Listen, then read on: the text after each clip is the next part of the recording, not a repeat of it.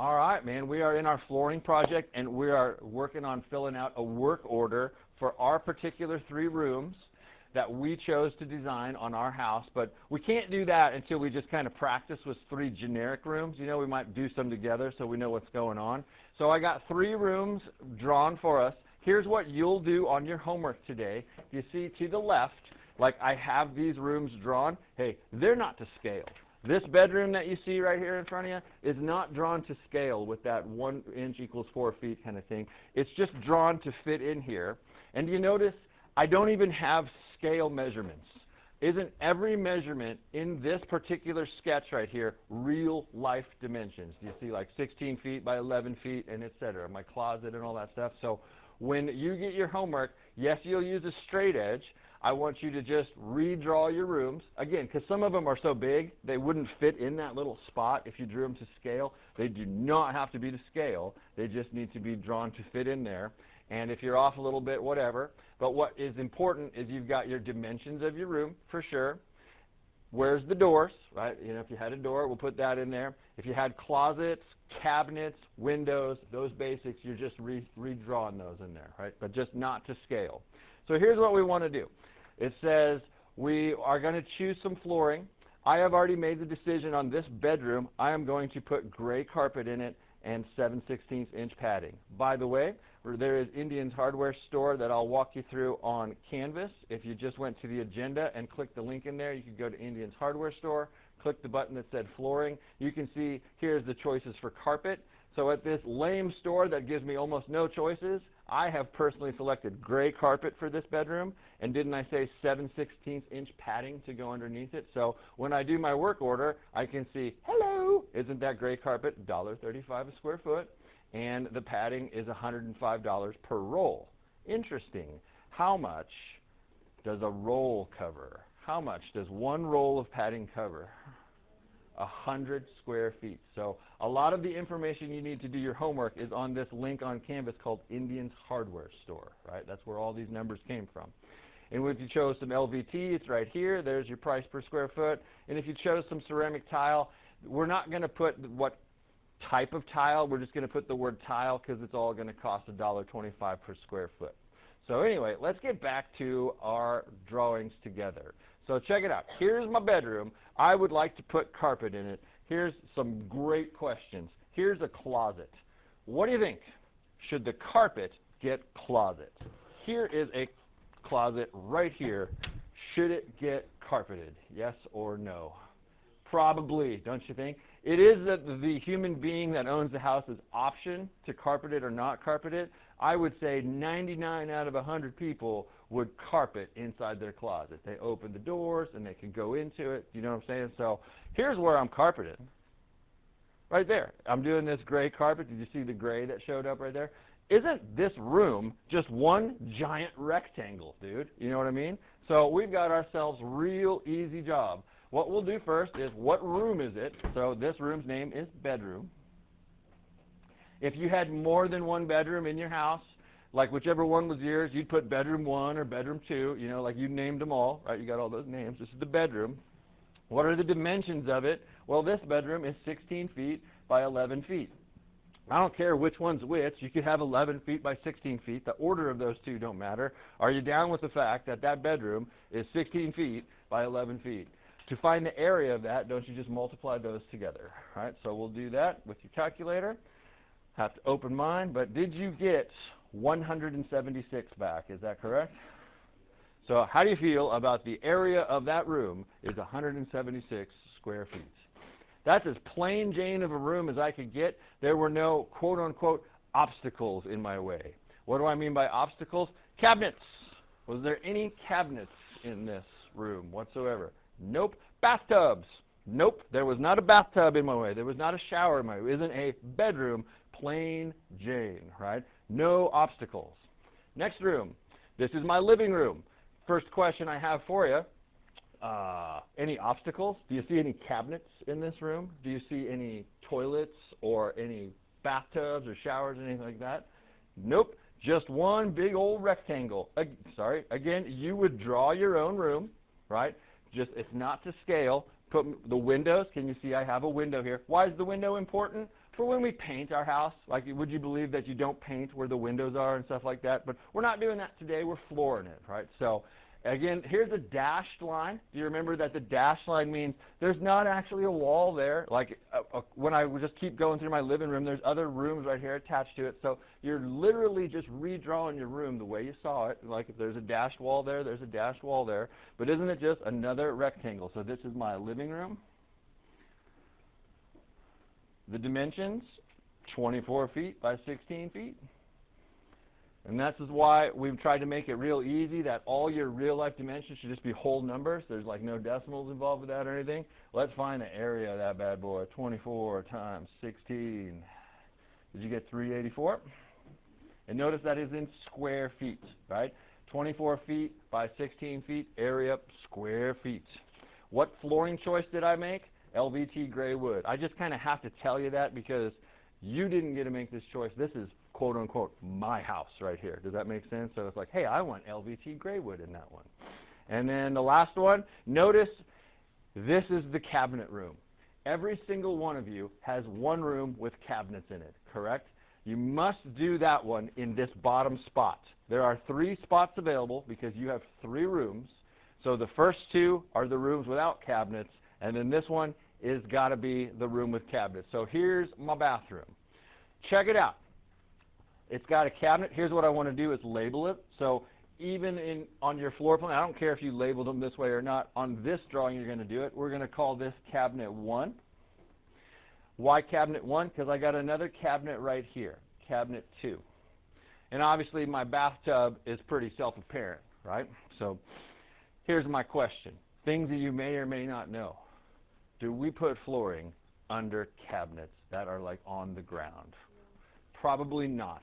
Sometimes people do, but it is very, very rare, right? If this house was built brand spanking new, there is no need to put all this fancy wood flooring or tile or anything underneath that because you're never going to see it. Does that make sense? Another obvious question. Do they put the flooring underneath the bathtub? Nope. And they don't put it underneath this cabinet either because those cabinets are like on the ground. Make sense? So how do you feel about the area that's going to get this LVT gray wood would be right there? The weirdest thing about it is the toilet, right? People will go, well, like, are you going to put like the flooring underneath your toilet? And it's kind of weird, but you got to just think to your house. If you look down under the toilet, isn't the flooring still there? What they'll do is they'll floor the whole thing, and then they'll take that flooring and cut a hole in it in the ground, you know, and then put the toilet on top of that hole. So yes, we're going to floor it. Does that make sense? So we don't floor underneath cabinets. We don't floor underneath our showers and our tubs. You might have other things in your house. When I was walking around, some people had a big island in their kitchen. Do you know what I'm saying? It's like you would not floor underneath that island. Does that make sense? You know your cabinets that you put in there. Are you flooring under it? Or are you not flooring under it? Does that kind of make sense? So here's what we're doing. Isn't the idea? I know this could be done other ways.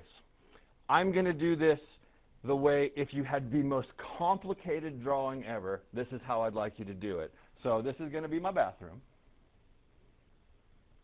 And do you notice up here it says, what are the dimensions of this room before any cabinet removal? I should have put tub removal also. Before any obstacle removal. How do you feel about this room is this size right here? Isn't it 9 feet by 9 feet? Are you with me on that? Before I took anything out. So we're going to do that. It's 9 feet by 9 feet, which last I checked is 81 square feet. Cool? But would you also agree, now we need to like subtract away those cabinets right there. So it's kind of weird. This was cabinet 1, and this was cabinet 2 in this case.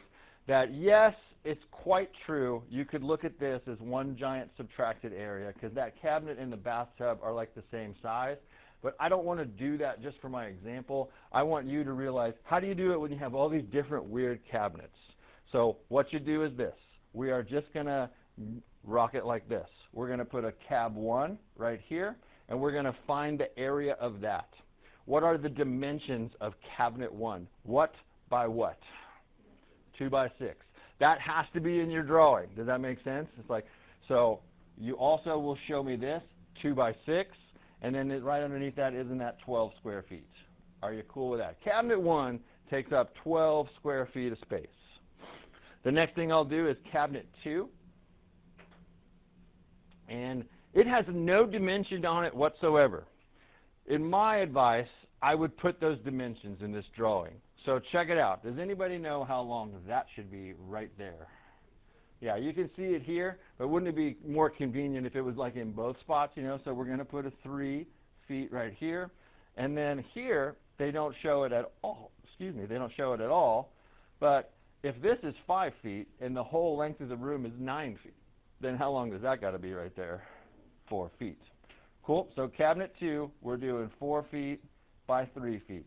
And like I said, if you switch those two around, it doesn't matter. One of them's 3 and one of them's 4.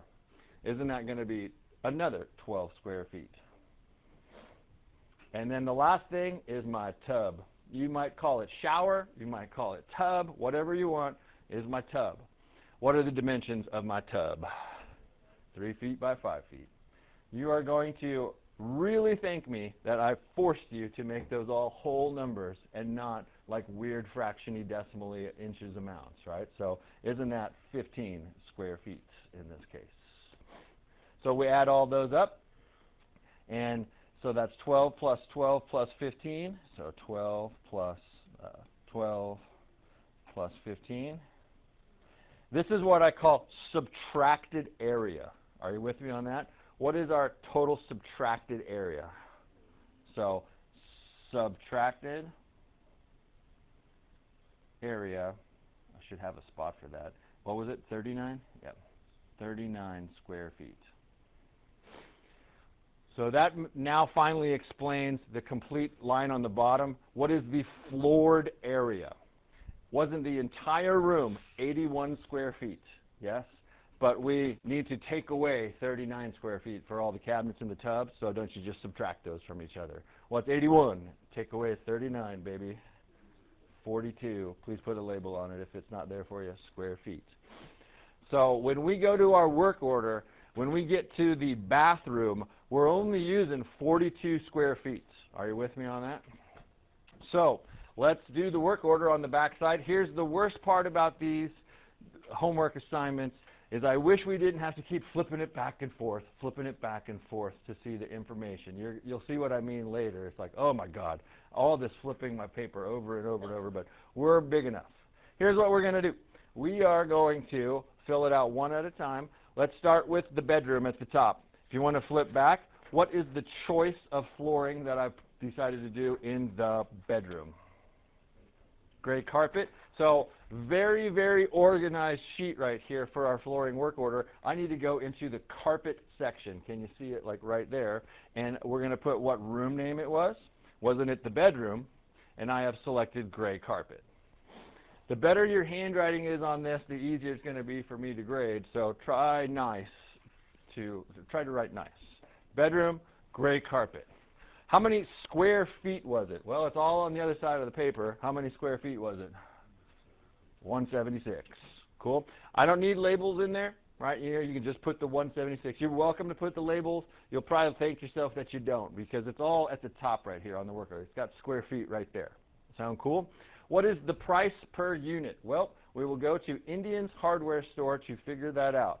Here's gray carpet right here. What does it say that the price is? $1.35. So we will put that in.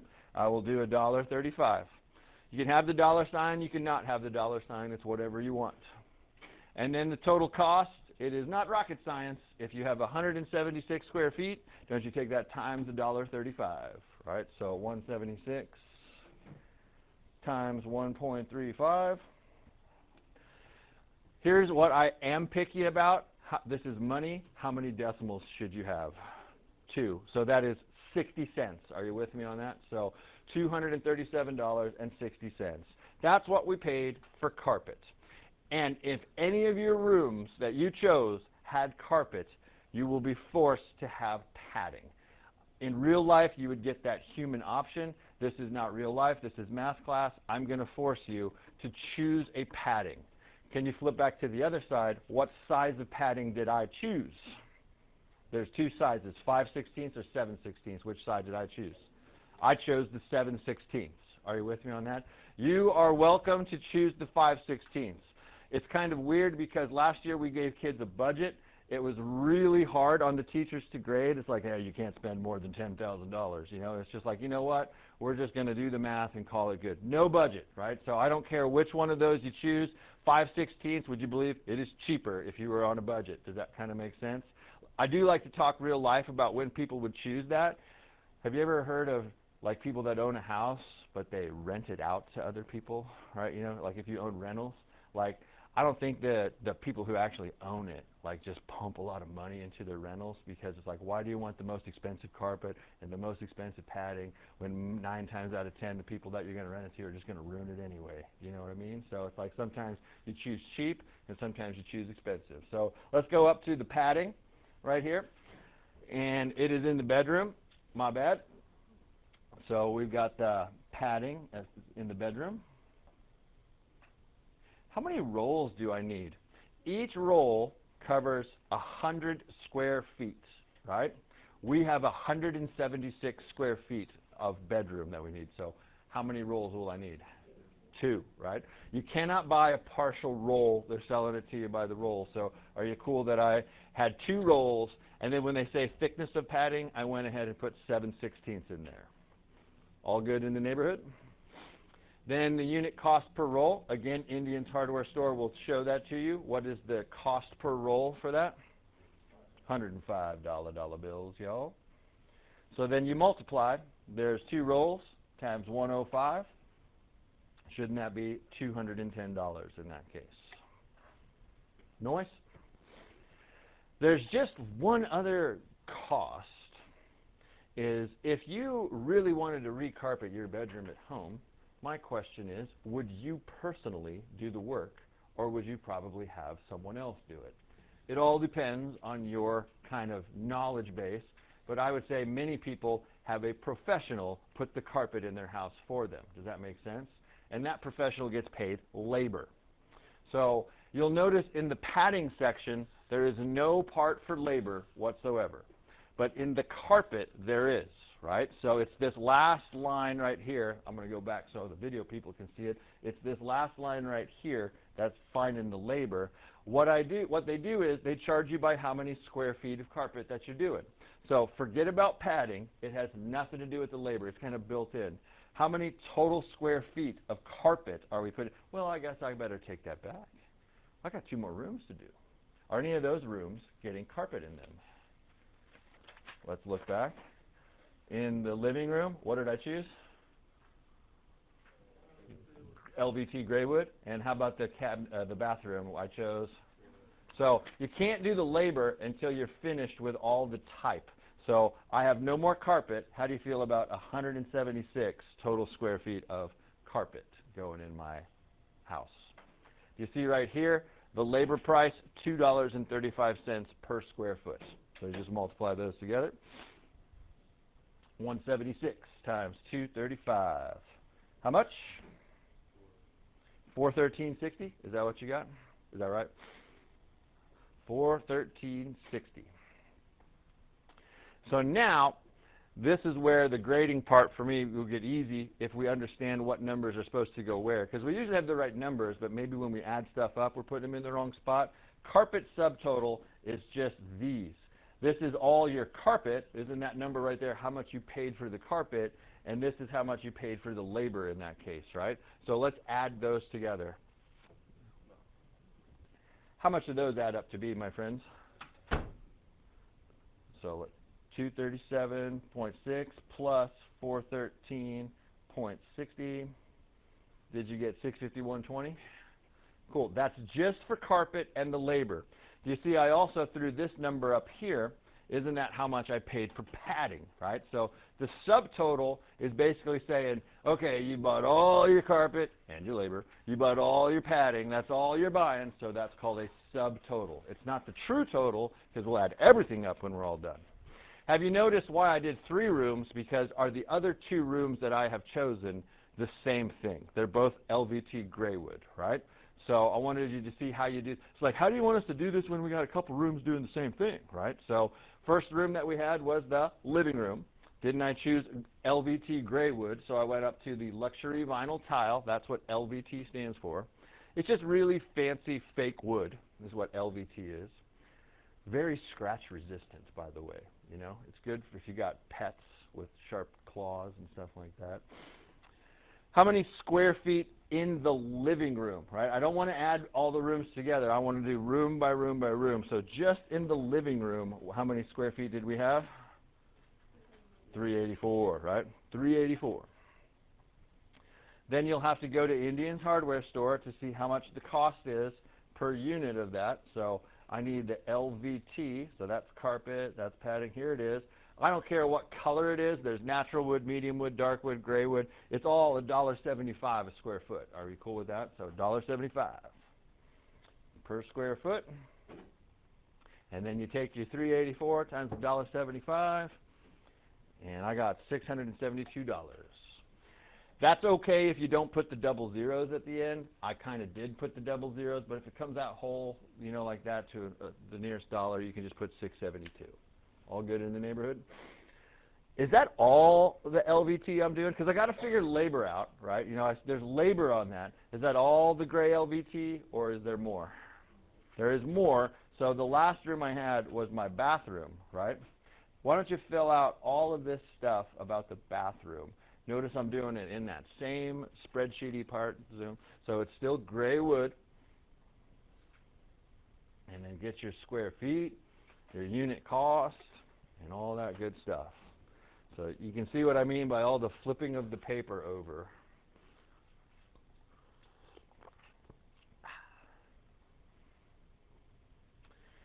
$42 square feet, right?